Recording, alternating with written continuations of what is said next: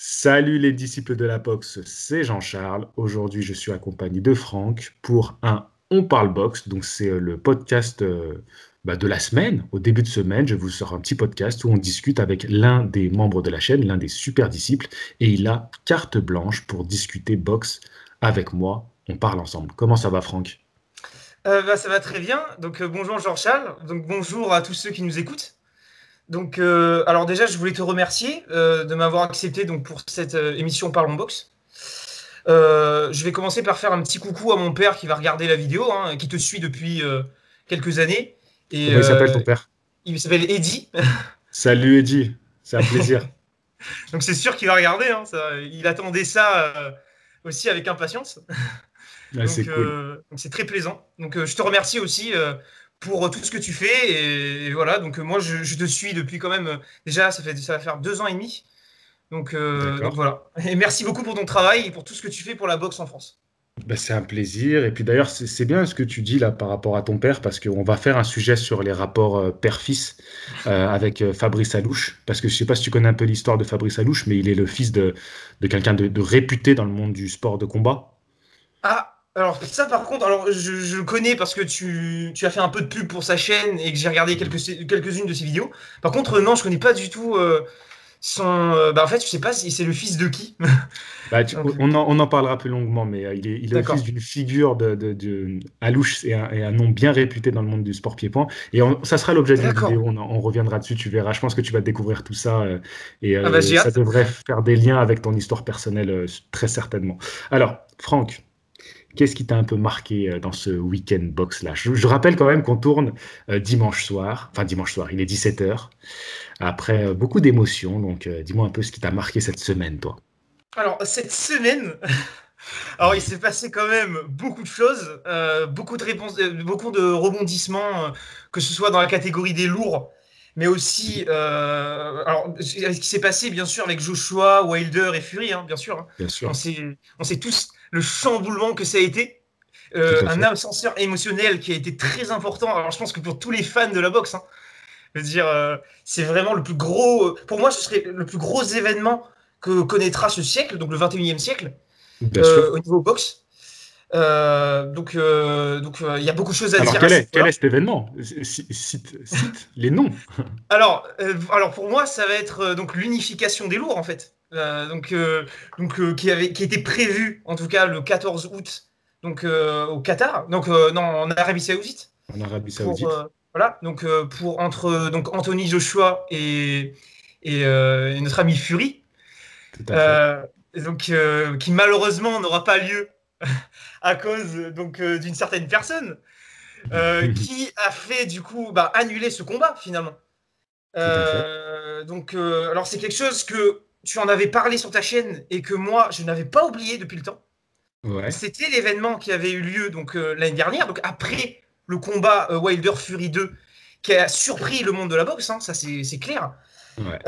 Après cet événement, eh ben, on attendait l'application de la clause de revanche qui a été Tout à appliquée fait. en Tout à juillet fait. 2020.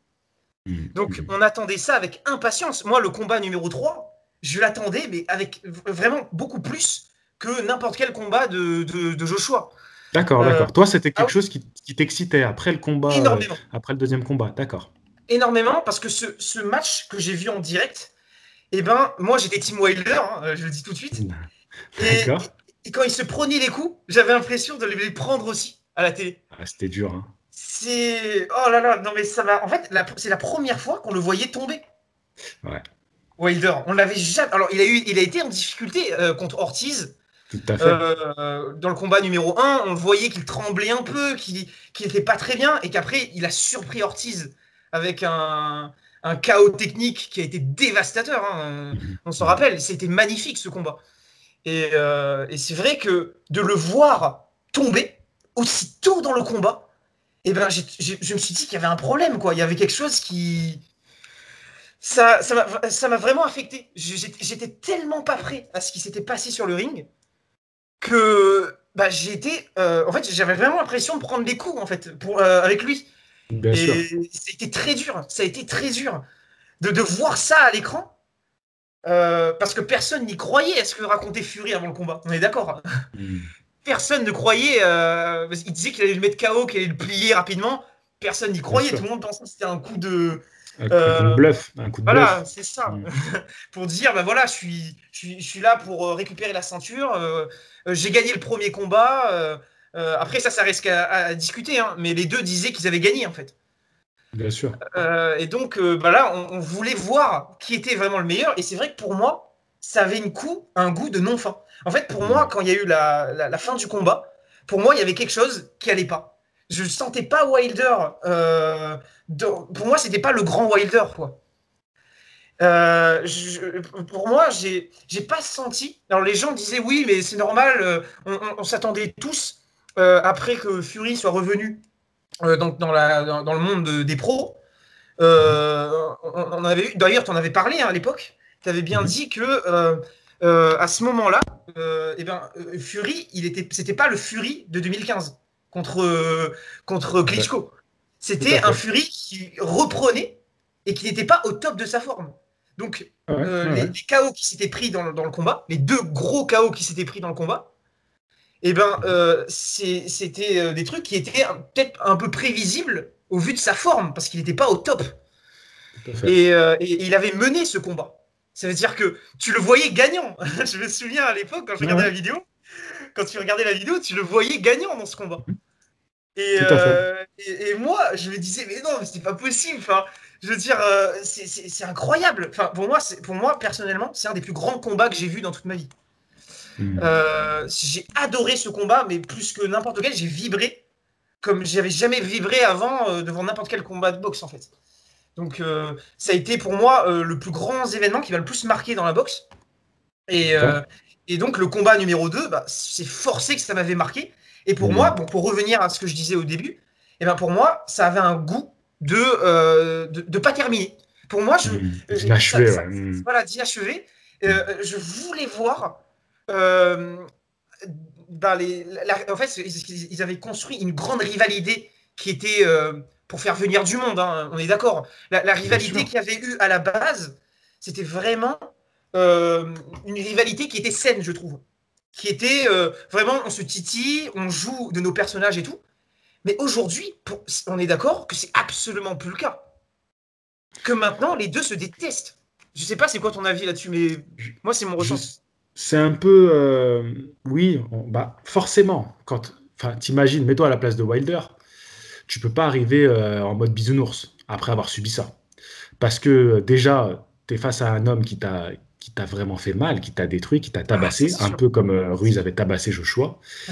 Et puis après, il y a le tollé que tu prends dans le monde, c'est-à-dire que tout le monde se fout de ta gueule, tout le monde te crache dessus quand tu es à terre.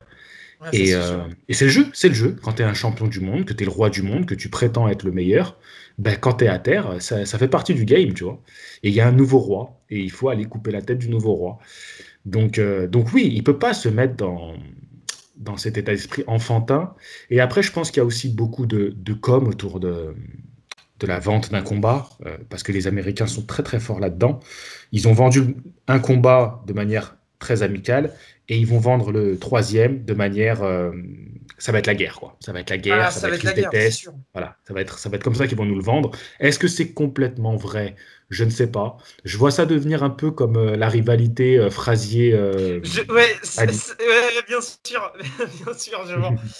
Et surtout qu'on est d'accord que Fury, dans son comportement, en tout cas en tant que personnage, hein, le personnage de Fury, je parle, on est d'accord qu'il est très similaire au caractère qu'avait Mohamed Ali à mettre de la pression à ses adversaires, à aller chercher la bête avant que le combat ait lieu. C'était quelqu'un qui était énormément dans la provocation.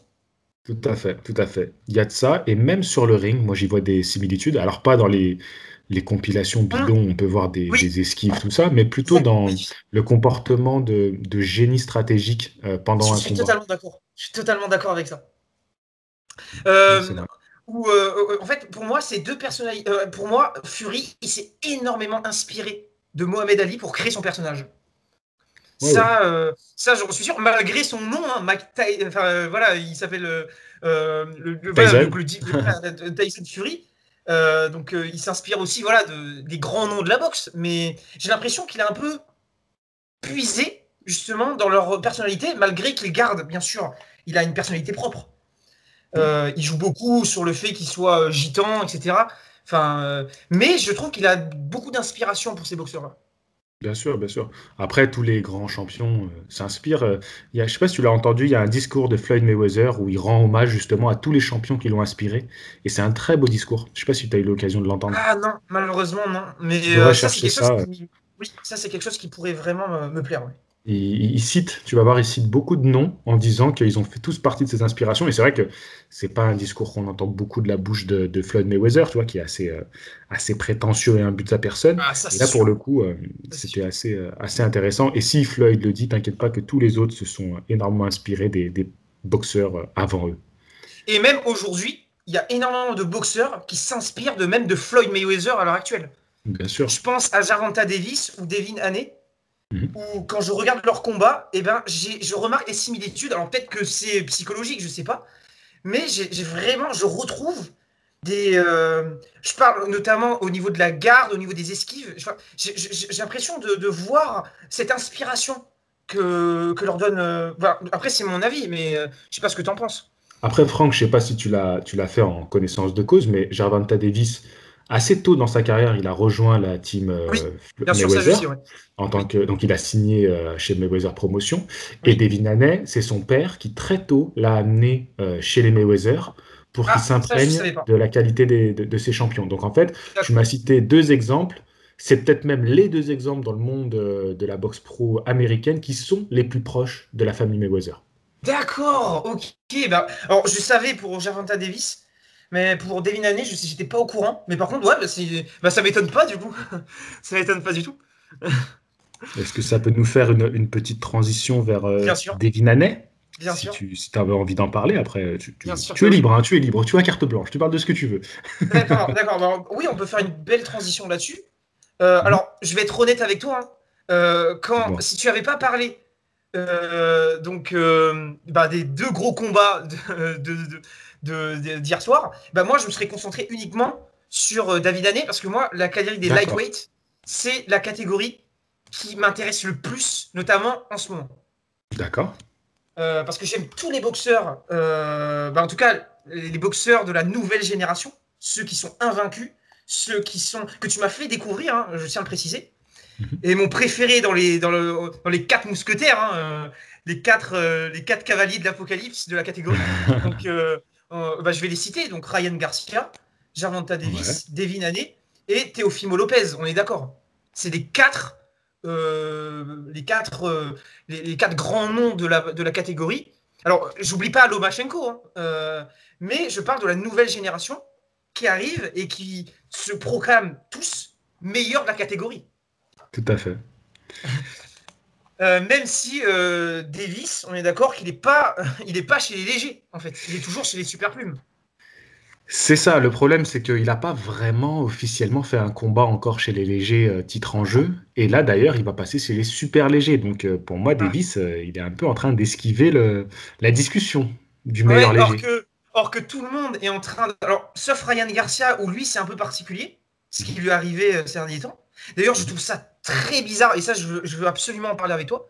mhm. Mais juste pour parler voilà, de Devin Haney, alors, juste avant de parler de la catégorie en général, je voulais juste parler du combat.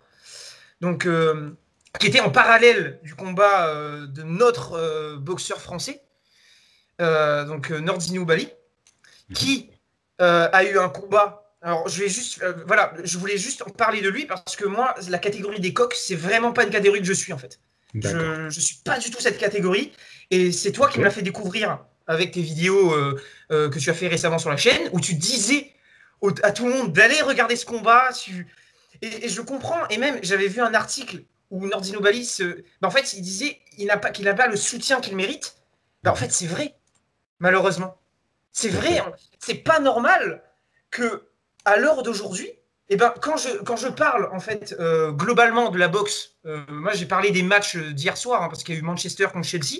Quand je Mhm. parlais à des potes de leur dire, bah voilà, bah, il y a aussi le match ce soir, et ils disaient oui, bah, on parle du match de Manchester-Chelsea, mais on parle pas du boxeur, on parle pas de la boxe française. Les gens ils savaient pas qu'il y avait un grand nom sur la scène française qui allait défendre son titre pour la 4e fois, si je dis pas de bêtises, pour le C'est titre ça. WBC, quoi. Et ça, franchement, Alors, je trouve ça. c'était son 4e combat titre en jeu, mais c'était sa 3e défense de titre. D'accord, 3e défense de titre, d'accord. Voilà. Et ben moi je trouve ça vraiment dommage qu'on n'ait pas eu l'information. Même moi je parle. Moi je l'ai découvert assez récemment. Moi je suis pas quelqu'un qui suit la boxe depuis plus de 10 ans, parce que je suis assez jeune aussi. Et je veux dire, bah, moi je trouve ça dommage de ne pas avoir eu cette information plus tôt en fait. Or que Mhm. c'est la base. Enfin, c'est quelque chose on devrait être fier de nos Français en fait. Peu importe le sport. On parle beaucoup de Tony Yoka parce que lui il fait partie des lourds, de la catégorie des lourds. Mais je veux dire, Mhm. ça devrait être populaire dans toutes les catégories, toutes confondues, en tout cas en France en tout cas. Je trouve que ça devrait être plus mis en avant. Surtout Euh, quand c'est un Français Surtout quand c'est un Français. qui est Donc champion du moi, monde. voilà, bah, du coup, j'ai regardé le combat et c'est sûr que je m'attendais pas à ça. Tu l'as vu en C'est... direct? Tu l'as vu dans les conditions directes? Alors, moi, en fait, j'ai été partagé parce que je regardais en même temps les deux. En fait, j'avais vraiment... je switchais entre les deux écrans, entre le combat de David Haney que j'attendais depuis très très longtemps, depuis l'année dernière, hein, je l'attends, et le combat de Nordino Bali. Et en fait, comme il y a eu un petit décalage, et ça, je trouve ça par contre ridicule, que 2 combats de WBC aient lieu en même temps. On est d'accord Ouais, que ouais, c'est complètement ridicule. tout à fait. Encore si c'était 2 fédérations différentes, on aurait pu comprendre, mais là, c'est même pas le cas. Ouais, mais c'est. tu sais pourquoi? Bah non, je sais pas pourquoi. Parce que c'est pas les mêmes diffuseurs. Ah oui, bah oui, C'est oui, des parce qu'il y diffuseurs a. concurrents.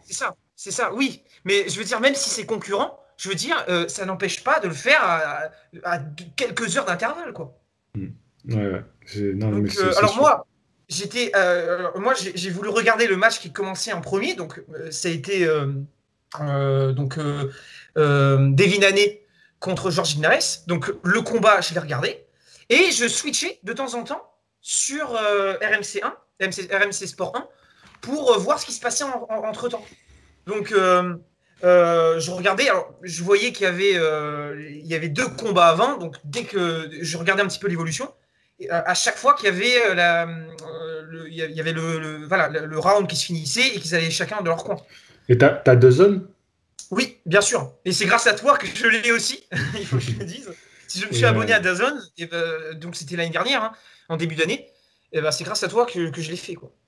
bah, Donc, nous, ce qu'on a fait de notre côté, c'est que bah, du coup, on a mis pause, parce que sur des zones, c'est pas un problème, tu peux mettre oui, pause, comme c'est un oui. truc de streaming. Et on a regardé Nordine. Et entre les rounds, je remettais un petit peu Linares Haney. Et dès que ça s'est fini pour Nordine, bah, je suis repassé sur Linares. Ouais, Parce qu'au moment où le combat devenait complètement palpitant, Linares Haney, le combat de Nordine commençait. ouais, c'est ça. Donc du coup, ça C'est m'a fait un ça. peu évacuer aussi de regarder la fin de Linares Haney. L'énervement du combat Ouais, de c'est ça. Donner Oubali.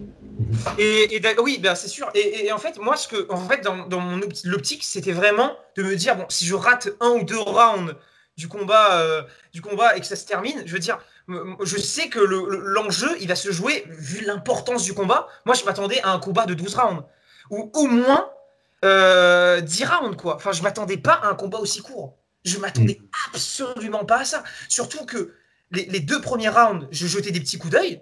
Bah, je voyais notre boxeur devant. Enfin, je suis désolé, mais à chaque fois que je switchais, je le voyais, mais au top. Et je voyais, bah, alors j'ai pas vu tout le round en entier, mais à chaque fois que je switchais, je le voyais au top, en fait. Je le voyais au top.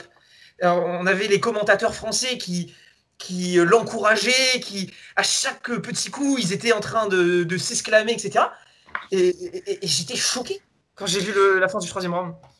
T'as fait t'as dit quelque chose qui est révélateur. T'as dit à chaque petit coup, il Oui, s'enflammait. oui. Est-ce que tu as vu un coup net qui a ébranlé Nonito Donner sur ces Ah quatre non, reprises? bah non, Voilà, voilà. pas du tout. Donc oui, tu vois Nordine qui était bien, mais Nordine n'a pas été assez convaincant dans sa boxe pour faire tomber, même pas tomber, ne Ouais. serait-ce que inquiéter et empêcher de dérouler un grand boxeur comme Nonito Donner. C'est ce qui lui a manqué ce soir. C'est dur, hein, parce que moi je parle encore avec beaucoup d'affect. Je Ah, voulais, oui, je voulais plus faire de vidéo là. Au début, je me suis dit, je fais plus de vidéo de la semaine. Tu sais, carrément, j'étais. Bon, après, ouais, bien sûr, ouais, je voilà, comprends.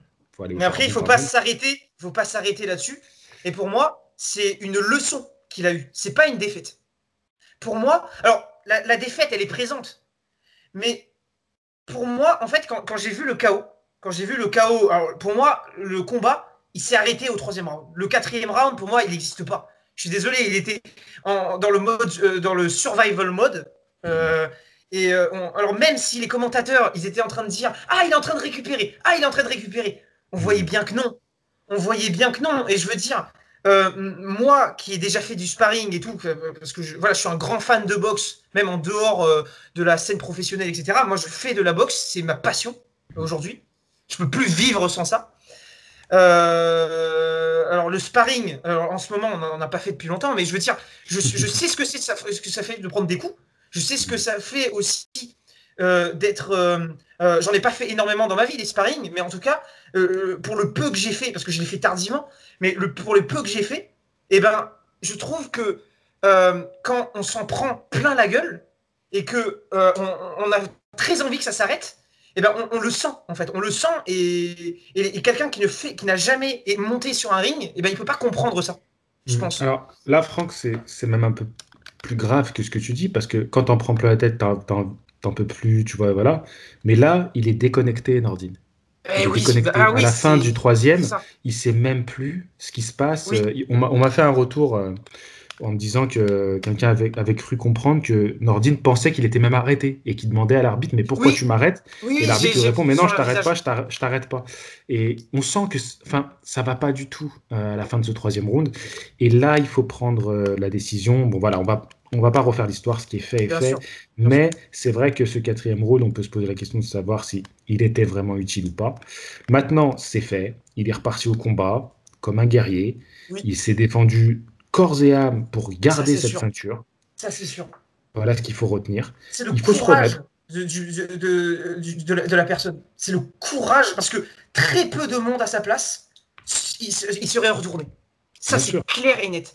bien sûr. C'est vraiment, il a montré son esprit combattant et le courage qu'il a eu de revenir sur ce quatrième round, pour moi, c'est ça qu'il faut retenir du combat. Bien sûr, bien sûr. C'est très important. Il faut qu'ils prennent le temps de récupérer de tout ça. Ça va être difficile d'avoir à nouveau une chance mondiale. Peut-être Ah se ouais. poser la question de changer de team. Pourquoi pas? C'est pas impossible. C'est voilà, sans porter rancune à sa famille, hein. À un moment, tu as 34 ans. Si tu dois tenter ta dernière chance, c'est maintenant. Il est Ouais, c'est encore sûr. en grande forme physique. Voilà, c'est un boxeur qui a quand même pris soin de lui. C'est sa première défaite et sa première défaite par KO. C'est pas non plus, voilà, il s'est pas mis en danger sur plein de combats où il a pris énormément de KO dans sa carrière. Donc non, on n'est pas dans ce profil-là. C'est impressionnant, sur le coup, on est un peu tous choqués.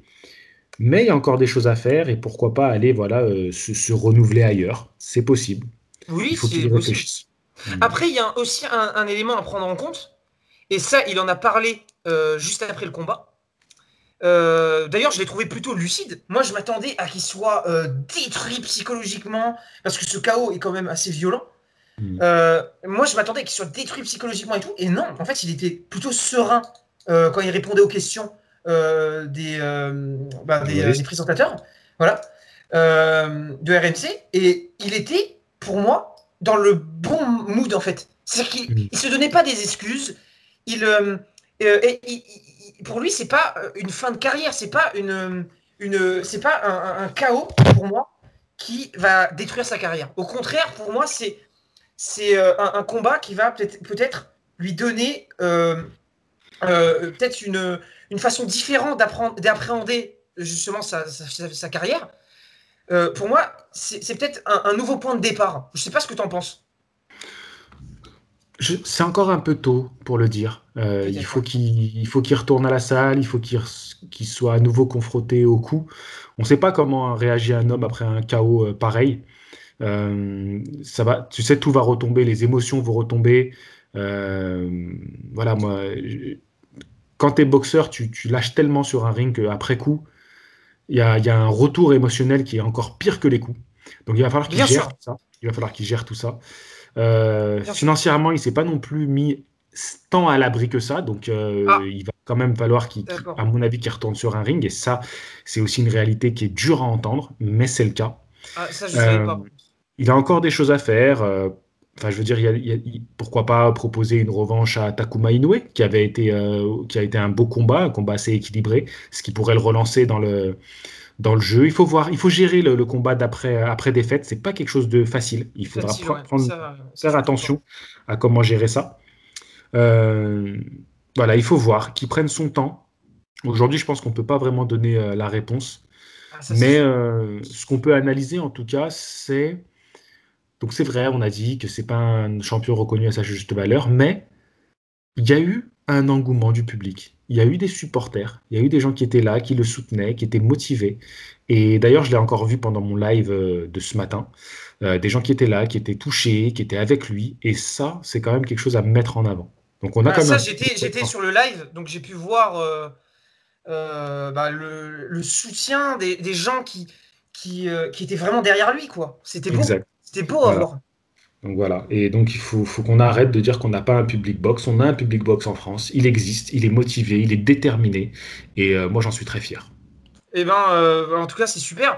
Après, j'ai juste une petite chose à dire. C'est Dis-moi. je voulais juste parler des fins de carrière qui sont dans le monde de la boxe, hein. Mhm. Que moi, donc, comme je l'ai dit, je ne suis pas depuis très longtemps, mais comme c'est devenu vraiment une passion, eh ben, j'ai regardé la boxe dans toutes les générations. Enfin, Mhm. et moi, j'ai remarqué sur la carrière de certains boxeurs qu'une défaite, ça a pu détruire des carrières. Je pense notamment à Nassim Ahmed, Bien un de sûr. tes boxeurs préférés, hein.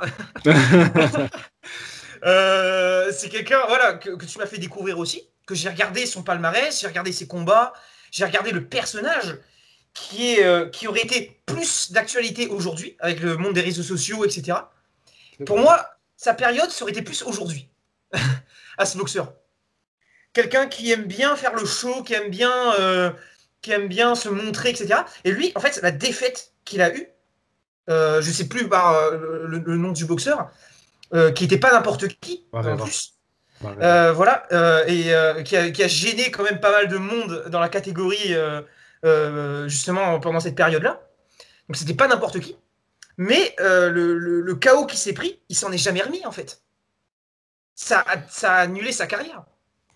C'est ça, c'est ça. Ça a été un combat qui a été très très dur à encaisser pour lui parce que il est tombé face à un boxeur qui arrivait à lire sa boxe. Et Barrera, c'est un excellent boxeur. Alors attention, derrière, il a eu à nouveau une victoire, hein. Nassim Ahmed, il est pas resté sur cette défaite. Oui, mais il a été hué, il me semble. Il a Oui, été mais hué dans ces combats-là. ouais, il a fait que un combat. Il reprend un titre IBO, tu vois. Donc bon, c'est pour la forme, il est parti quand même sur une victoire, il faut le reconnaître, mais c'est une victoire qui va gagner au point. Alors, il perd pas par KO, hein, il perd au point contre Barrera. Il faut quand même reconnaître à Nassim Ahmed qu'il avait un menton assez solide, même si ça lui arrivait quand même d'aller au tapis dans sa carrière, parce qu'il avait un style très atypique où il était souvent en déséquilibre. Donc forcément, quand tu es touché, même pas forcément puissamment, ça peut t'envoyer au tapis. Mais il est tombé face à Barrera, qui est un énorme boxeur. Barrera, allez vous regarder sa carrière, c'est assez monstrueux. Il a fait des guerres contre énormément de noms, notamment Manny Pacquiao. Et ouais, bah, il aura tué le style Nassim Ahmed. Et Nassim Ahmed était un boxeur qui marchait beaucoup à la confiance, au mental. Et je Ah, ça pense c'est qu'il sûr. ne s'est C'est sûr. jamais remis de cette défaite. De cette Il y a quand défaite. même, comme Marvin Hagler qui part sur sa défaite contre Léonard. Alors lui qui part avec une certaine classe parce qu'il estime qu'il a gagné ce combat et donc il dit bah, moi c'est terminé, je me retire de la boxe. Donc oui, il y a des fins de carrière. On pense à Mohamed Ali qui prend trop de coups sur le ring dans ses derniers combats. On en a beaucoup comme ça, des fins de carrière Ricky Hatton difficiles. aussi. Ricky Ricky Hatton Hatton, Ricky qui s'est Hatton. pris 2 KO, mais Ouais, tout à fait. dévastateurs, Mm. qui a C'est été vrai. très dur pour lui et qui il est tombé en dépression après ça. Tout à fait, tout à fait. Donc C'est des Manny bons exemples. Pacquiao et Mayweather qui l'ont terminé, quoi. C'est ça, c'est ça. Et... Ah non, non, mais c'est sûr, hein. La boxe, c'est comme la vie. C'est cruel et beau à la fois. Et voilà. Et quand on se prend un KO technique, eh ben, il Mhm. faut savoir encaisser et continuer d'avancer. Peu importe qu'on soit dans le sport ou non. C'est une leçon de vie. C'est ça, c'est pour ça que quand j'avais parlé de Manny Pacquiao sur la chaîne de Le Sparring, je sais pas si tu as pu entendre cette vidéo sur qui est le GOAT. Alors non, je l'ai pas vu cette vidéo. Il faut absolument que je la regarde. Bah voilà, je vous invite à la voir chez Le Sparring, le confrère à qui je passe un coucou. C'est pour moi ce qui fait un grand champion, c'est celui qui renaît de ses cendres, qui revient après ses défaites. Oui, bah ouais, c'est ça. C'est exactement ça. Et c'est vrai que moi, j'ai beaucoup été touché par la fin des carrières de certains boxeurs. Donc là, j'en ai cité quelques-uns. Il y a aussi Victor Ortiz, donc en 2010, qui s'est pris un KO assez violent de la part de Mayweather. C'était un combat. En fait, je pense que c'est le combat qui m'a le plus touché, alors que j'ai pas vécu l'action. Moi, à cette époque-là, j'avais encore 10 ans. Voilà, je ne suivais pas du tout le monde de la boxe, mais plus tard, en regardant des combats légendaires, etc., de l'histoire de la boxe, c'est un combat de Mayweather qui m'a le plus touché, je pense. C'est le combat qui m'a le plus marqué, parce que en fait, si on remet les choses dans son contexte, c'est que c'était une période où Mayweather s'était retiré. Quand il était au top de sa forme, Victor Ortiz, il était au summum de sa carrière. Il dévastait tout sur son passage. C'était le jeune boxeur qui était un boxeur prodige, en fait. Il faisait des terreurs dans la catégorie. Il faisait beaucoup parler. Et c'est même lui qui a redonné envie, si je ne dis pas de bêtises, à Floyd de remettre les gants. Parce qu'il avait arrêté sa carrière. Et en regardant un match de Victor Ortiz qui était dans sa catégorie, il s'est dit, ça l'a redonné envie en fait de boxer, si je dis pas de bêtises à ce moment-là. Alors je me rappelle pas exactement de ça. Après, il faut savoir que Floyd, il a eu aussi des petits soucis de justice, tout ça, qui l'ont un peu écarté des rings. D'accord. Donc je sais pas si c'était exactement cette période-là, mais c'est vrai qu'il y a une période d'inactivité. Il avait, c'est pas les retours, non, ouais, il avait boxé Sean Mosley juste avant. Et il fait qu'un combat en 2011, c'est Victor Ortiz. Et après, c'est en 2011. Ouais, c'est 2011. Donc, alors, je me rappelle pas exactement. Ça me rappelle beaucoup Léonard Agler, ce que tu me dis là. Léonard qui revient pour prendre Agler parce qu'il a vu quelque chose. Oui. Mais c'est vrai que Victor Ortiz était un boxeur assez terrible, assez dangereux. Il sortait d'un combat de l'année en 2010, je crois. Oui. Non, 2011 aussi, c'était contre Berthaud. J'avais vu, ouais, le combat, oui, je l'avais vu aussi, et je voyais les qualités du boxeur, en fait. Du boxeur, et c'est vrai que ce KO, il m'a beaucoup touché, parce que, en fait, quand on voit une interview de lui après le combat, et ben, en fait, on le voit démoralisé. Il a dit qu'il peut plus regarder ça, en fait, ça l'a vraiment mis un coup à sa carrière et on l'a plus jamais revu après. En fait, il est revenu sur le ring, mais ça s'est soldé par des défaites. Il a été traumatisé par cette défaite. Ouais, ça a été dur, Après ça, il va enchaîner 2 défaites. Il va avoir 2 victoires, une défaite, une victoire, et là, il finit sur un match nul, tu vois, contre Alexander qui lui aussi était un boxeur de l'époque. Hein. 2018, ils font ce combat-là, c'est vraiment terminé. Ah oui. Ils ont fait la revanche contre Berthaud, enfin oui, il passe complètement, enfin il se fait taper en 4 rounds. Donc ouais, non, c'était terminé, c'était plus le même après ça. Donc après, il faut voir maintenant, quand on voit ce genre de carrière un peu triste, on va dire, des fins de carrière qui ont été marquées justement par un chaos qui a été vraiment dévastateur, qui a été au-delà justement d'un chaos sur le ring. C'est un chaos dans leur vie de tous les jours. C'est un chaos psychologique. Quand on voit des boxeurs comme Wilder qui se sont pris un gros coup, Joshua, c'est pareil. Est-ce que on allait revoir un Joshua aussi confiant après la défaite qui s'est pris par Ruiz, qui était inattendu? C'est dur, hein. Est-ce que tu l'as trouvé confiant contre Poulev? Pas du tout. Ce combat, je ne l'ai pas aimé. De toute façon. Je l'ai regardé en direct. D'ailleurs, ça avait été très peu médiatisé. C'est passé quasiment sous silence, alors que on va pas se le cacher. En France, tu veux dire? Ce choix. En fait, oui, en France, oui, clairement.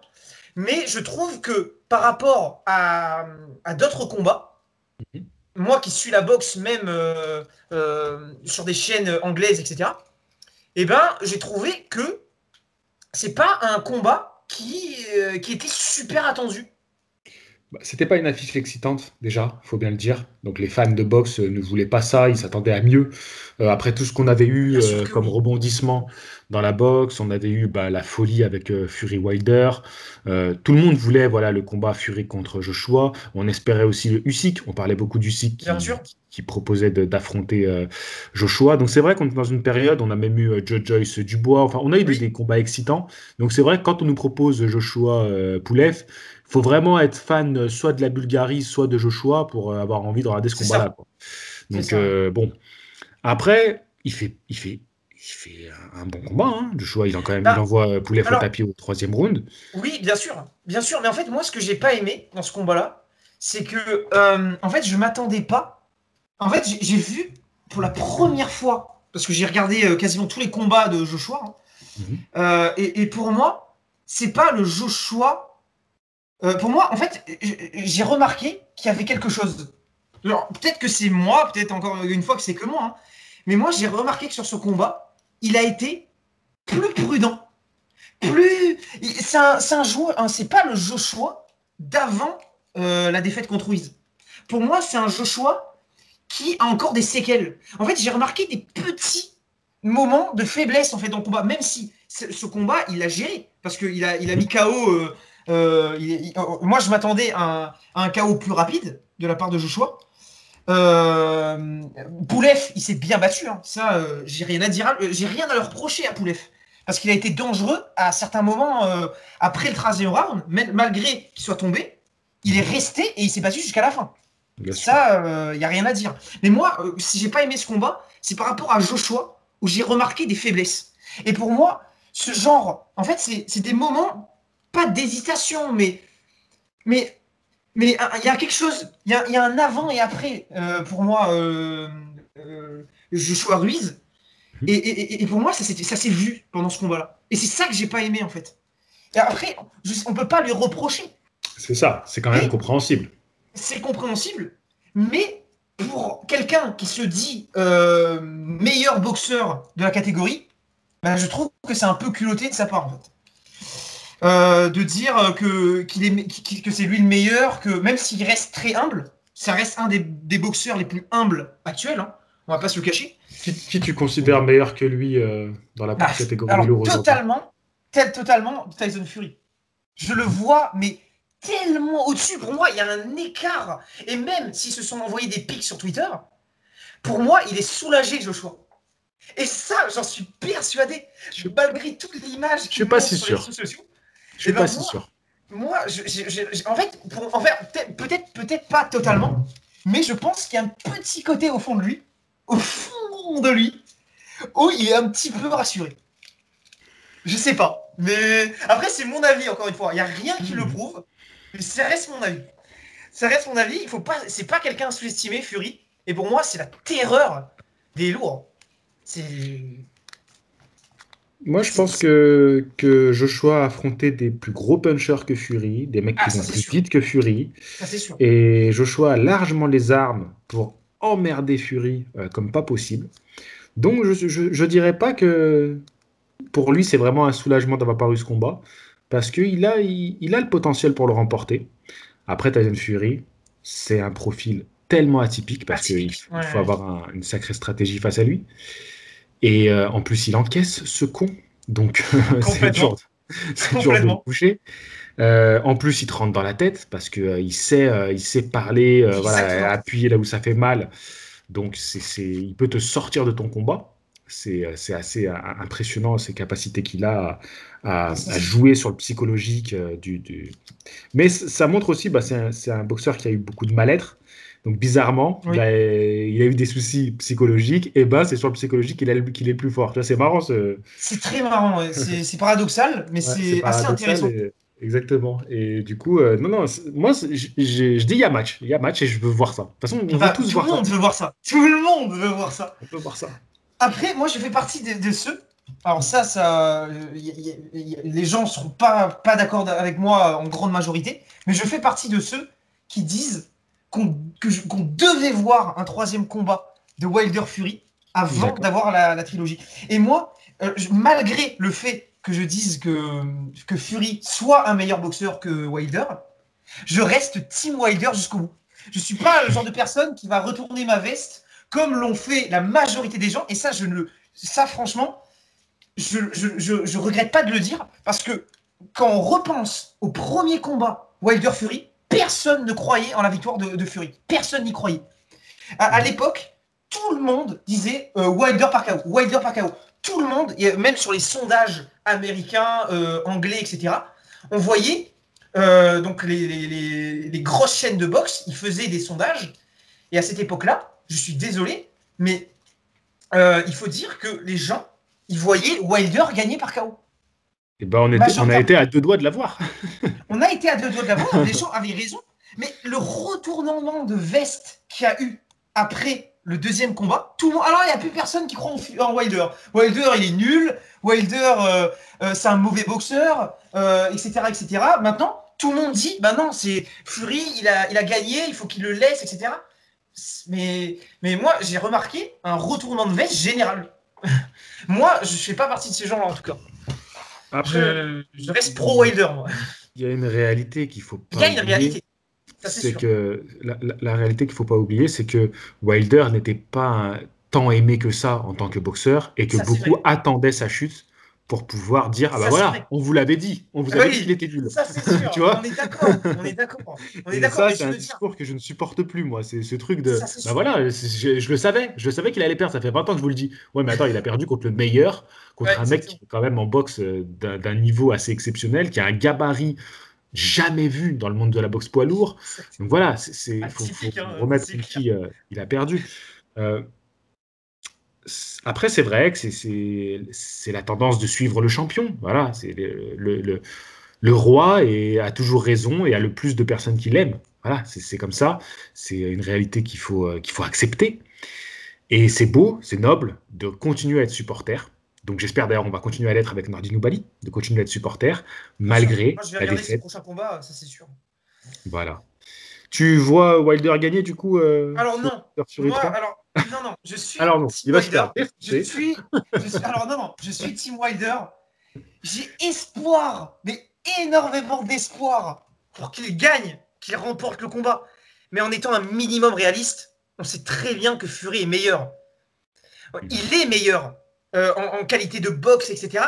Ça reste un meilleur boxeur. Il l'a prouvé. Mais j'ai espoir qu'il puisse mettre KO Fury et qu'il le laisse KO cette fois. Et ça, c'est ce que j'espère le plus au monde. Mais je reste réaliste. Et je me dis qu'il a quand même avec un chaos le chaos technique qui s'est pris, le chaos et psychologique parce que c'est le premier chaos. Hein. On a parlé tout à l'heure que c'est pas évident, etc.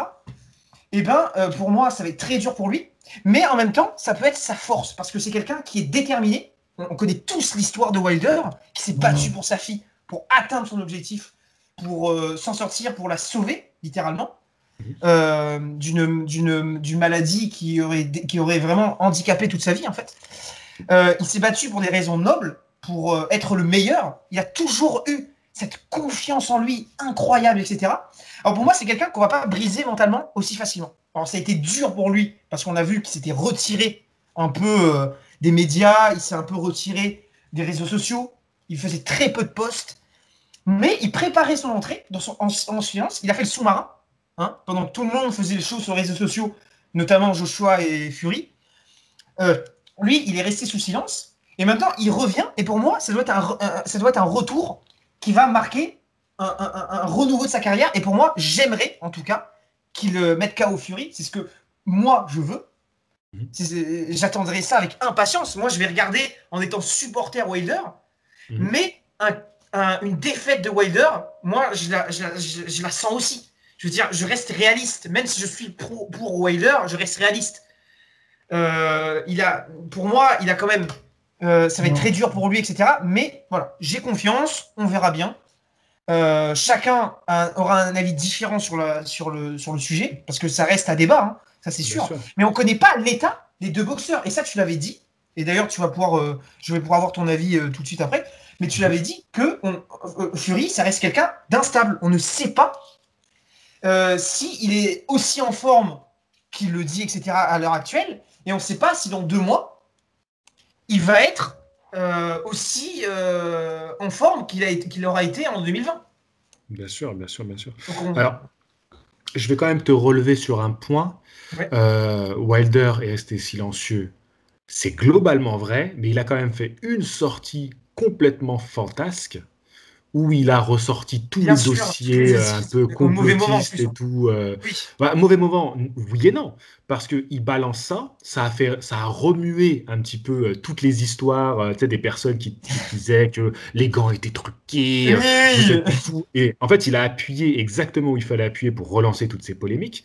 Il a dit qu'il voulait son combat, donc voilà. Il a parlé de l'eau contaminée, il a craché sur sa team. Donc... Voilà, c'est ça. De l'eau qui était, l'eau contaminée, le fait que son entraîneur était contre lui, en fait. Bien sûr, bien sûr. Donc, mais ça a surtout fait un gros remue-ménage. Donc, c'était assez, on va dire, intelligent d'une certaine manière de sa part, parce que c'était fait pour faire du bruit. Après, comment Wilder va revenir, c'est toute la question. Mais il y a aussi comment Fury va appréhender ce combat-là. Et là, je vais te lancer là-dessus parce que j'entends beaucoup de personnes dire, et je suis assez d'accord avec cette analyse-là, je dois te dire que je suis assez d'accord, que Fury, s'étant dit que bon, la clause de revanche n'avait pas été active, donc c'est bon, je passe à autre chose, je me concentre sur Joshua. Joshua est mon prochain adversaire, c'est ma cible, je fonce sur lui. Et maintenant, Joshua, ça tombe à l'eau. Et dans quelques mois, dans 2 mois, il faut qu'il affronte Wilder. Est-ce qu'il ne va pas être un petit peu perturbé par ce changement d'adversaire? Et ça peut faire qu'il n'appréhende pas le combat comme il aurait pu appréhender Joshua. Et du coup, ce serait à l'avantage de Wilder. Alors, ça, c'est une très bonne question. Mais moi, je pense que c'est pas du tout le cas. Parce que, alors, on l'a vu dans le combat... il est passé rapidement à la fin. Il a donné une mini interview. Donc c'était le combat de la semaine dernière. À la fin du combat d'unification, donc c'était quelle catégorie déjà? C'était le combat d'unification de la semaine dernière. D'ailleurs, j'ai vu le combat, mais j'ai oublié la catégorie. C'était les ah oui, d'unification totale. C'était les super légers. Super légers, d'accord. Entre Josh Taylor et Ramirez. C'est ça. Voilà, j'ai trouvé ça sympa comme combat. Voilà. Ouais, c'était un très bon combat, très bon niveau. Ah oui, oui. J'ai retenu l'uppercut et le crochet du bras arrière qui a été dévastateur. Ça a été assez, c'était un coup dur quand même. Voilà. Mais bon, voilà, c'était une petite parenthèse. Mais à la fin du combat, il était présent. Il faisait un peu le clown sur le plateau. Et il a dit que de toute façon, lui, il s'en foutait. Et que lui, c'est un combattant. Et lui, tout ce qu'il voulait, c'était... là, il voulait éteindre, à tout jamais, il voulait éteindre la lumière qui essayait de se rallumer, en parlant de Wilder. Il voulait anéantir sa carrière. Et il a même dit une phrase importante, c'est qu'il voulait mettre un chaos encore plus terrible qu'au précédent. Et que là, il voulait l'anéantir. En fait, il voulait en finir avec la carrière de Wilder. C'est littéralement le message qu'il a fait passer. Voilà. Et pour moi, il l'a dit avec une certaine sûreté. Et pour moi, c'est un peu le même type d'interview qu'on pourrait dire, oui, mais il a dit ça pour remettre un peu de piment dans le combat, pour se rassurer. Mais il a dit la même chose avant le combat retour. Personne ne le croyait. Quand il disait qu'il allait mettre KO Wilder, personne n'y croyait. Tout le monde disait que ça allait pour mettre un peu plus d'engouement pour le combat, etc. Personne ne le croyait. C'est passé inaperçu. Et là, pour moi, c'est aussi passé inaperçu, mais c'est important et pour analyser la psychologie du boxeur. Et pour moi, ça, c'est un point qui pourrait jouer en la faveur de Fury pour dire qu'il est prêt Je vais jouer un peu l'avocat du diable pour contrebalancer, parce que c'est toujours sympa d'avoir deux versions. Bien sûr. On parle de psychologie de combat, mais il y a aussi le fait que, oui, avant le deuxième combat, il disait, je vais le tabasser, je vais le mettre KO, je vais lui marcher dessus, vous allez voir, 2 rounds, je crois, il annonçait 2 rounds, je vais le mettre au tapis. Mais c'était un boxeur qui s'était fait mettre au tapis au combat précédent. Tu vois, pour rentrer dans sa tête. C'est un boxeur qui s'était fait mettre au tapis et qui arrive en disant, vous allez voir, je vais le mettre au tapis. Donc il s'auto-persuade et truc. Mais là, on a un boxeur qui a gagné par KO. Oui. Donc il peut arriver sur le ring en mode, c'est bon, je suis au-dessus. Tu vois ce que je veux dire? T'arrives pas avec la même motivation. Tu peux arriver en te disant, vas-y, c'est bon, je l'ai tabassé, je vais le retabasser, j'en suis sûr. Et là, ça peut jouer en sa défaveur parce que tu peux être un petit peu trop sûr d'être en terrain conquis. Et là, boum, la surprise, c'est que Wilder, il va être prêt comme jamais. Et le KO. Tu vois, ça peut jouer aussi dans ce sens-là. Ça peut jouer aussi. Moi, c'est ce que j'aimerais. Hein. Je rappelle, je suis Team Wilder. C'est ce que j'aimerais. J'y crois pas trop, je te dis sincèrement, j'y crois pas trop. Je fais l'avocat du diable. Voilà. C'était pour donner notre version. Mais oui, c'est intéressant à prendre en compte. Et comme on dit dans la boxe, on n'est jamais prêt à ce qui peut arriver. On l'a vu dans le combat de Ruiz contre Joshua. Personne ne croyait en la victoire de Ruiz. Personne n'y croyait. Et là, personne ne croit. Globalement, personne ne croit au retour de Fury, de Wilder. Moi, j'y crois, malgré que je sois sceptique. Mais j'y crois. En fait, c'est vraiment le rationnel qui se combat contre, on va dire, le côté un peu plus fantaisique. C'est-à-dire que être rationnel, c'est de dire que Fury, il va remporter le combat, et avoir espoir en quelque chose qui, on va dire, en étant réaliste, qu'il y a peu de chances que ça se produise, c'est de voir le retour de Wilder sur ça. Moi, j'ai espoir, et je veux voir, je vais être surpris, comme tout le monde. Ouais. Et il y a le côté affectif et émotionnel aussi qui rentre en compte. Exactement. Comme tu l'as dit, Wilder, c'est une histoire. Donc quand tu vas le voir monter sur le ring, tu as envie que son histoire, elle ait une belle fin. Exactement. Et pour moi, ce combat, il va être déterminant pour dire qui est le meilleur des poids lourds actuels. Pour moi, ça va être... on va éliminer les excuses. Là, il n'y aura plus d'histoire. Oui, j'ai mis des plombs dans mes gants. Oui, j'ai été affecté. J'ai mis une tenue trop lourde. Toutes ces conneries-là, on va plus les entendre. Là, ça va être le combat final et le meilleur gagnera. C'est tout. C'est tout ce que j'ai à dire pour clôturer. Voilà. Je me demande comment Wilder il va monter sur le ring. Est-ce qu'il aura une tenue encore plus énorme? Non, ça, j'y crois pas du tout. Pour moi, ça il va avec une armure en fer. Ah non, ça, je pense que il va plus faire la même erreur de faire ça. Je pense pas, honnêtement. Je pense pas. Franck, on se rapproche de l'heure d'enregistrement. J'aurais aimé finir un peu sur les combats qui vont suivre, donc les combats de la semaine prochaine. Et comme ça, avec chaque invité, je parlerai des combats à venir. Est-ce que tu voulais, avant ça, rajouter quelque chose qui te tenait à cœur, ou est-ce qu'on parle un petit peu des combats qui vont venir? Alors en fait, je voulais juste faire un petit, rendre hommage à un boxeur. C'est très important pour moi de le faire. Alors je tiens à le faire ici. D'accord, je ferai couper au montage alors. D'accord, donc c'est Jawad. Non, là, j'espère pas. J'espère pas. Donc c'est parce que moi je suis au Box and Fit de Troyes. Donc c'est un club qui avait été en tout cas qui est quand même assez populaire. Et il y a Jawad Shinger, qui a été un boxeur, qui a été aux Jeux Olympiques de Pékin en 2008, qui est un ami de Tony Yoka. D'ailleurs, il était venu au club, je crois, il y a 1 ou 2 ans. Et j'ai pu faire une photo avec lui, c'était un super moment. J'ai pu rencontrer Tony Yoka en vrai, faire une photo avec lui, c'était génial. Et il a perdu la vie en début d'année. Donc j'aimerais lui rendre hommage. Voilà, dans cette vidéo. Donc il a perdu la vie en janvier des débuts d'année. Donc c'était un de mes coachs. C'était quelqu'un qui donnait beaucoup d'espoir aux gens, qui était super gentil. Et c'est vraiment une grande perte parce qu'il est mort jeune. Et c'est une grande perte pour moi, pour le monde de la boxe en fait, parce que ça a été un grand combattant. Et voilà, c'est quelqu'un qui donnait de l'espoir, qui était très vivant, qui m'a apporté énormément de bonnes choses dans ma vie aussi. Donc voilà, je voulais le rendre hommage dans cette vidéo. T'as bien fait. T'as bien fait. Tu me prends par les sentiments, donc bon, voilà. Là, qu'est-ce que tu veux que je dise de plus? C'est toujours triste de perdre quelqu'un pour qui on a eu de l'affect. Donc, il avait 35 ans, quand même, c'est dur. Cette vidéo sera du coup un hommage à Jawad et je mettrai du coup son nom en entrée de vidéo. Donc les gens comprendront pourquoi j'avais mis son nom en début, parce qu'ils ne le sauront pas jusque-là. Donc voilà, cette vidéo est un hommage à Jawad Shinger. Et voilà, donc c'était une petite parenthèse que je voulais faire absolument dans cette vidéo. Donc je te remercie. Ça va être très dur de passer au combat du week-end maintenant, qui arrive, après ça. Ah oui, ça va être dur. Parce que là, quelque part, tu me diras, on reste dans le drame, dans la dramaturgie.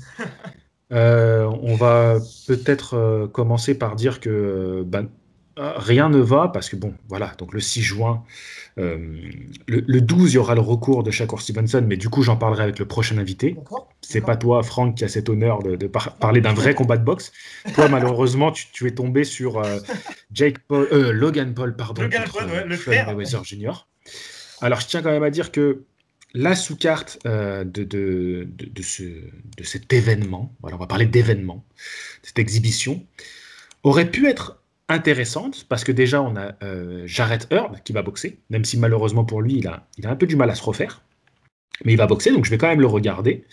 Jarrett Hurd, c'est parce que c'est un boxeur qui était très impressionnant, même si je pense que c'est un peu passé maintenant pour lui malheureusement. Et il y aura, il devait y avoir un combat de revanche entre Badou Jack et Jean-Pascal. Et là, donc, Badou Jack, je ne sais pas si tu as suivi un peu, il a annoncé que Jean-Pascal était tombé pour dopage. Et voilà, donc il a plus d'adversaire là pour le truc. Donc je vois sur BoxRec. Donc pour le moment, il n'y a pas de combat, tu vois, parce qu'on ne sait pas contre qui il va boxer. Fred Julan, il est prêt, notre Français, hein, si jamais. Je lui ai envoyé un petit message, je lui ai dit Fred Julan, il faut que tu y ailles, hein, c'est le moment. Tu es en sous-carte de l'événement de l'année, tu dois y aller. Et du coup, ouais, c'est dommage parce que je voulais voir ce combat. Je vous invite vraiment à voir Badou Jack contre Jean-Pascal 1. Est-ce que tu l'as vu, Franck?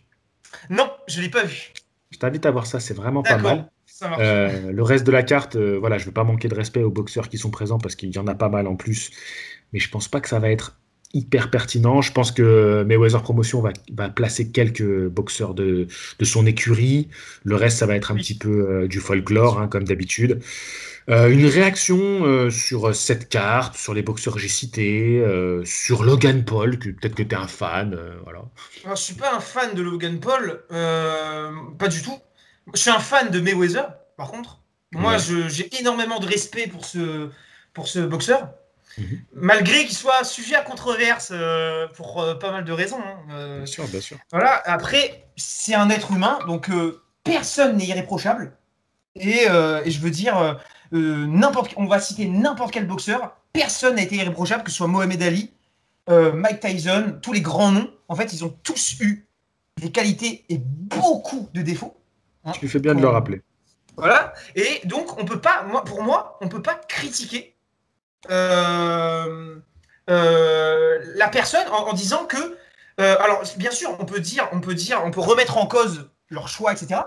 Mais je trouve que un événement comme ça, alors moi, je vais pas dénigrer Mayweather pour ça, parce que pour moi, ça ne fera pas partie. Pour moi, je le mets en dehors du boxeur Mayweather. Le boxeur Mayweather, c'est celui qui a fait, pour moi, les 49-0, alors pas les 50, parce que moi, je compte pas vraiment le combat contre. Encore, c'est pas 49. Pour moi, il y en a moins parce qu'il y a aussi il y a eu le combat contre le kickboxer. Et bien sûr. Oui, mais ça compte pas, Franck. C'est Ouais, pas voilà. dans son palmarès. Ah, c'est pas dans son palmarès. Donc Non, le combat. C'est Connor, le dernier, c'est Connor. Ah bah voilà. Donc Non, ça, ils l'ont fait passer voilà. dans son palmarès. Et ça, par contre, je trouve que c'est pas vraiment juste aussi. Enfin, je sais pas ce que ton avis. Après, c'est pas juste. Oui, c'est pas juste. Après, est-ce qu'on est là pour parler de justice? Oui, Est-ce que bien sûr que c'est non. juste que des boxeurs Bien sûr gagnent que des non. millions et que Nordino Bali, il est même pas. Voilà. C'est sûr. Voilà, on n'est pas là pour parler de justice, mais est-ce que c'est légal? C'est légal. C'est-à-dire que Conor McGregor, vu son palmarès en pied-point, en MMA, il est légitime à être classifié chez les professionnels. Donc, ils ont fait une pesée, Ouais. donc tout était correct. C'est pas comme Logan Paul Mayweather, ça c'est du n'importe quoi. Là, Oui, ça c'est avec sûr. Conor McGregor, il y avait une pesée, il y avait tout un sens. Par contre, ce qui est dégueulasse, c'est qu'il bat un record, le record de Marciano, euh, avec ça. Et Avec ça, ça, et ça fait ça, mal au bide. oui, ça c'est sûr. Ça c'est sûr. D'ailleurs, Roy Jones, il avait mis des pics, justement, à une période. Donc j'avais lu dans un article où il mettait des pics à Mayweather en disant qu'il disait, oui, soi-disant, il se considère comme le GOAT, mais il va chercher des combats. C'est un bon businessman, mais il le voit pas comme le GOAT de la boxe anglaise. Il se considérait en tout cas comme meilleur que Mayweather. Bon, après, ça porte à débat, etc. Mais ce que j'ai à dire, c'est que Mayweather, ça reste quelqu'un d'intelligent. Et s'il fait ce combat, c'est pas pour ternir sa carrière, mais pour moi, il le fait vraiment pour l'argent. Pour l'argent et pour montrer que en fait, il sait que ça va être très médiatisé. Ça a été le cas, on est d'accord. Et donc, pour moi, c'est intelligent de sa part, tout en sachant que ça va porter à la polémique. Mais est-ce que c'est pas fait exprès, justement? Est-ce qu'il le fait pas, justement, pour faire de la polémique dans le monde de la boxe? Et après, lui, il est gagnant dans l'histoire. Je veux dire, il va prendre le chèque à la fin du combat. Il va sûrement gagner le combat. Et il va rentrer chez lui avec une grosse somme d'argent et tout. Alors, malgré les critiques qu'il se prend, bah, lui, il a son chèque. Je veux dire, pour moi, Enfin, après, je comprends l'engouement qu'il y a derrière. Enfin, ça reste un combat de boxe. Donc, on attend mieux de sa part. Mais est-ce que lui, dans sa tête, il n'en a pas rien à cirer et il se dit, de toute façon, il va gagner le combat, il va prendre le chèque et il rentre chez lui. Enfin, voilà. Et qu'est-ce que tu en penses, toi? Et que se passe-t-il s'il perd? Est-ce que tu y crois à ça? Est-ce que tu y Ouais. crois à ça? Alors, ma question, c'est pas en quoi je crois. Ma question, c'est que se passe-t-il s'il perd? Eh ben, là, il faudra qu'il assume les conséquences.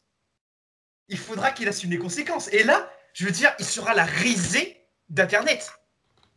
Ce sera ça va secouer, je veux dire, le monde de la boxe, ça c'est sûr et certain. Je veux dire, l'invaincu qui perd contre le mec qui a jamais gagné, c'est toi qui l'as dit. En plus, c'est vrai. Alors, attention, c'était un des abonnés qui avait sorti cette punchline que j'avais reprise, que je trouvais excellente. Je me rappelle pas du nom de la personne, mais je l'avais reprise et je trouvais ça très très drôle. Donc, il faut rendre à César ce qui est à César. D'accord, ok, mais en tout cas, elle reste légendaire cette phrase. Et je veux dire, ça va en dire beaucoup sur l'absurdité du combat, ça c'est sûr et certain. Et je veux dire, il va devoir en assumer les conséquences. Et moi, je vais être mort de rire. Je veux dire, malgré tout le respect que j'ai envers Mayweather, eh ben, je veux dire, il faudra qu'il assume les conséquences. Ça va être désastreux, mais je veux dire, c'est lui qui a signé le contrat. Il n'y a personne qui l'a obligé à le faire. On verra. Ouais. Et moi, je vais regarder le combat. Moi, de toute façon, qu'on soit pour ou contre, on va tous regarder le combat, je pense. Non, pas tous, pas tous. Je pense qu'il y a des personnes qui ne le regarderont pas, et heureusement. Oui, bien sûr, bien sûr. Je pense pas que mon père va regarder ça, tu vois, par exemple. Mais, non, mon père non plus. Mon père, je pense pas qu'il va regarder. Mais... Ma grand-mère, je pense qu'elle va regarder. Je pense que ma grand-mère, elle va se lever. mais je pense que ça va... Alors, si on regarde pas que le négatif, est-ce que tu penses pas que ça va donner envie alors, peut-être pas pour les bonnes raisons, mais on s'en fout. Est-ce que ça va pas donner envie à certaines personnes de se lancer et de s'intéresser à la boxe pro? Est-ce que tu penses que c'est pas, si on regarde pas, on élimine tous les points négatifs parce qu'on en a parlé, reparlé et on en parle toujours aujourd'hui, si on se base que sur les points positifs, est-ce que tu penses pas que ça peut pas être bon pour ramener des gens qui ne s'intéressent absolument pas et qui vont regarder le combat, qui n'ont jamais vu un combat de boxe de leur vie et qui vont regarder le combat et peut-être s'y intéresser? Est-ce que tu ne penses pas qu'il y a quand même un petit peu de positivité à prendre là-dedans? C'est un peu ce que je me dis quand je fais une vidéo sur ce sujet et que je me dis, ben, si au moins ça peut amener des gens qui connaissent rien, ils vont tomber sur ma vidéo, ils vont se dire, ah d'accord, en fait c'est qu'une exhibition, c'est pas ça vraiment la boxe, et cette chaîne YouTube va me parler de réels combats de boxe. Donc, si je peux amener au moins ça, c'est-à-dire un public qui est naïf, qui est ignorant, je leur en veux pas, hein. Oui, bien sûr. Moi, je suis pas un spécialiste dans le basketball, par exemple. Donc Mm. voilà, donc j'ai besoin de personnes qui vont m'expliquer parce que c'est leur domaine. Donc, quelque part, j'essaie de me rassurer. Je dis, allez, disons que s'il y a des gens qui viennent, qui tombent sur ma vidéo, ils se disent, ah Ouais, d'accord, c'est donc en ça. fait, C'est au ça. fait, c'est pas vraiment un combat, c'est un peu absurde et tout. Ok, je comprends mieux. Et du coup, ils vont venir, ils vont regarder des combats où on va parler vraiment boxe, tu vois. Et je me dis, allez, mais franchement, est-ce que ça va en toucher vraiment beaucoup? Ben, moi, je pourrais pas te le dire. Et je pense que on pourra pas vraiment le savoir non plus. Après, on pourra voir les chiffres du combat. Et je pense que dans les chiffres, il y aura un gros pourcentage de personnes qui suivent Logan Paul, Mhm. qui suivent les youtubeurs, hein, Oui, les oui, oui. pseudo-boxeurs, hein, entre guillemets, genre Ouais, Jake Paul et toute cette c'est mascarade. vrai, c'est vrai. Et je veux dire, dans ce pourcentage de gens qui vont regarder, il y aura forcément une grosse partie des gens qui ne regardent pas la boxe, mais qui regardent Logan Paul, qui regardent la personnalité de Logan Paul, qui regardent ses vidéos, etc. Et qui vont espérer voir leur youtubeur favori mettre une branlée à une légende de la boxe. Donc forcément, dans ce cas-là, bah, il y aura peut-être quelques-uns qui vont peut-être voilà, s'intéresser plus à ce que c'est la vraie boxe, à se dire, mais en fait, c'est bien la boxe. Et qui vont se lancer, et peut-être que ça va faire un déclic. Après, on peut pas vraiment le savoir, mais je pense qu'il n'y a pas que du négatif à en tirer. Et Et pourquoi ce serait pas l'inverse? Alors, on va découvrir Logan Paul et je vais me dire, ouais, mais je l'adore ce mec, je vais m'abonner à sa chaîne. bah aussi, moi j'ai pas du tout pensé pour être honnête, mais après sa personnalité, ça reste une personnalité à controverse, etc. Je Ah, veux bah, dire, il a fait je plein de peux pas me le voir. conneries. Il a fait plein de conneries. Moi, par exemple, je peux pas avoir d'affinité pour cette personne, pour ce qu'il a Euh, fait. je le Bon, trouve je vais pas insupportable. revenir sur ce qu'il a fait. Je veux pas lui donner de pub non plus pour toutes les conneries qu'il a fait dans sa vie Hmm. et qui sont presque impardonnables. Donc moi, c'est Ouais, ouais, quelqu'un que tu peux le dire, tu peux le je dire. peux pas blairer et que moi, ce que je veux voir la semaine prochaine, c'est moi si je veux voir ce combat, c'est parce que je veux voir Mayweather lui mettre une branlée. Hmm. Je veux le voir avec voilà, un palmarès que de défaites et voilà quoi. Hmm. Ouais, Euh, donc alors, moi, ce sera, attention, je le répète, ça ne sera pas dans son palmarès. Il faut pas l'oublier, c'est une exhibition. Non, mais c'est vrai, il faut le rappeler, c'est une exhibition. Ce ne rentre dans le palmarès de personne, ni de Logan Paul, ni de Floyd Mayweather. C'est nulle part, ça. ça va être un règlement de compte avec ce qui s'est Ça va passé. être un événement de boxe. On va voir un combat, voilà, c'est tout. Mais c'est pas ancré dans un truc. Et tant mieux, d'ailleurs, tant mieux. Tant mieux, on Euh, est d'accord. donc On est d'accord. voilà, mais non, bah, sur ces belles paroles, on va rester là-dessus. Un petit mot de la fin, Franck? Déjà, merci à Bah, toi, c'était cool. bah, merci, c'est moi qui te remercie. Et moi, bah voilà, j'aimerais faire un petit mot quand même pour le boxeur que je suis énormément dans la catégorie des lightweight, donc Mhm. Ryan Garcia. Donc D'accord, ouais, t'as pas dit tout à l'heure, je crois, ton favori. T'as donné. voilà, Et c'est donc, bah tu voilà. t'enterres Lomachenko, toi, il est terminé pour toi. Alors non, je l'enterre pas parce que ça reste un très bon boxeur, ça reste en fait c'était lui le GOAT de la catégorie avant. Mhm. Donc maintenant pour moi il va passer le flambeau, mais je dis pas qu'il est terminé, je dis qu'il peut encore faire plein de bonnes choses, mais pour moi ce sera pas le GOAT de la catégorie actuelle. Pour moi ce Mhm. sera pas lui. Pour moi ça va se jouer entre les quatre noms que j'ai cités avant. Et mais moi malgré le fait que Ryan Garcia ne soit loin d'être le favori, très loin. Les gens, ils voient plus Gervonta Davis ou Teofimo Lopez, ou peut-être même David Haney, hein, mais pas Ryan Garcia. Pour moi, c'est pas celui qui est le plus vu comme le GOAT de la catégorie. Alors toi, j'aimerais savoir, c'est lequel pour toi ton favori entre les quatre? Franchement, c'est Gervonta Davis. D'accord, ouais, c'est compréhensible. Gervonta Davis, franchement, ce mec, Je l'adore, Gervonta Davis. c'est un monstre. Par contre, je doute beaucoup de son mental et pour moi, c'est un peu un Tyson, c'est-à-dire un Mike Tyson, hein, bien sûr, pas, je pense pas à Tyson Ouais, Fury. C'est un mec qui est quand même assez dur à cadrer, qui a pas forcément le meilleur entourage. Il a encore fait une connerie cette année, il a fait un accident de la route et il a c'est pris vrai. la fuite. Donc, c'est compliqué ce genre de. Malheureusement, pour moi, c'est des personnes qui s'auto-détruisent, qui sont leur pire adversaire, en fait. Tu vois, Ouais, comme un c'est ça. Mike Tyson, ce sont leurs pires C'est ça adversaires. que j'allais Mais dire. en boxe, oh là là là là. Pour moi, je te dis la vérité, hein, ils les fument tous. Je suis Mais voilà, d'accord. Je suis après, d'accord avec toi. Je suis d'accord c'est- avec toi. pour aujourd'hui, celui qu'on doit tous respecter, et on n'a pas le droit de pinailler là-dessus, à mon humble avis, c'est Teofimo Lopez. C'est celui qu'on doit le plus respecter de cette catégorie. Parce Ça, c'est qu'il a sûr. pris Loma. À un moment, on disait tous Loma, il est intouchable, il est intouchable. Il fait un excellent combat. Donc aujourd'hui, respect sur Teofimo Lopez. Je suis d'accord avec toi. Je suis d'accord qu'il faut respecter ce boxeur. Après, est-ce qu'il va être meilleur que Devin Haney, Gervonta Davis ou Ryan Garcia? Bah pour moi, ça reste à voir. Et moi, je veux Ouais. voir une unification des légers, en tout cas. Je veux le voir. Est-ce que cette année, on aura l'occasion de le voir? Alors, on a vu que Teofimo Lopez, il a passé les vitesses.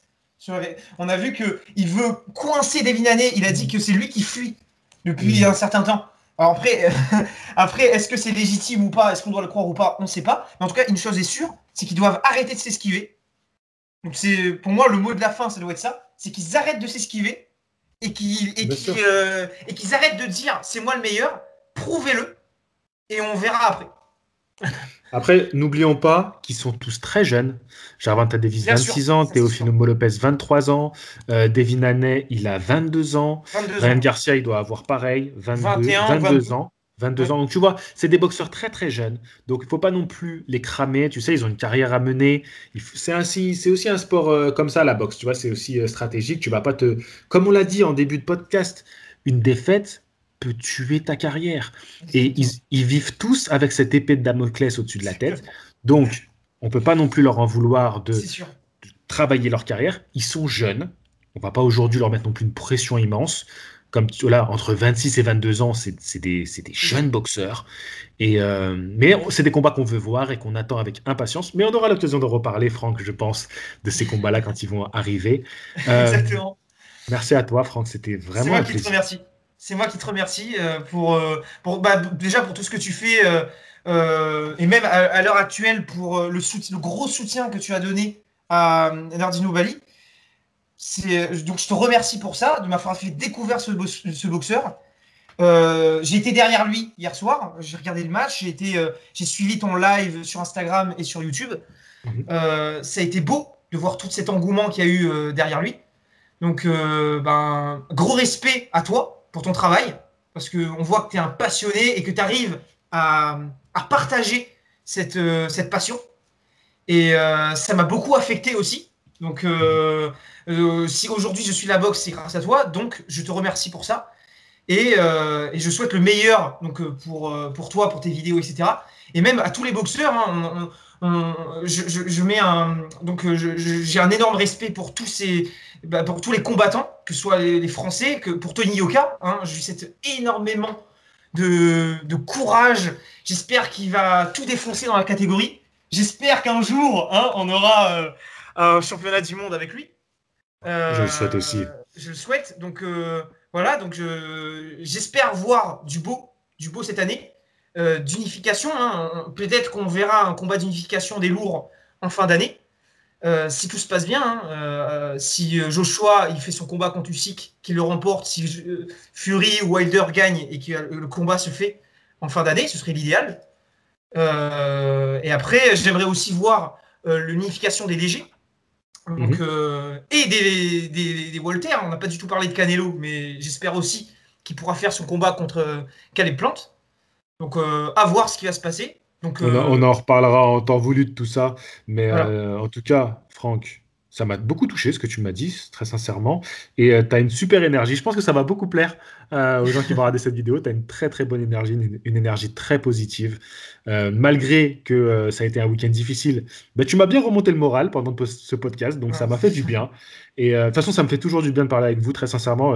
Tu vois, moi j'ai fait une chaîne pour ça, pour cet échange. Je tiens à le rappeler quand même, j'ai fait une chaîne YouTube pour ces échanges.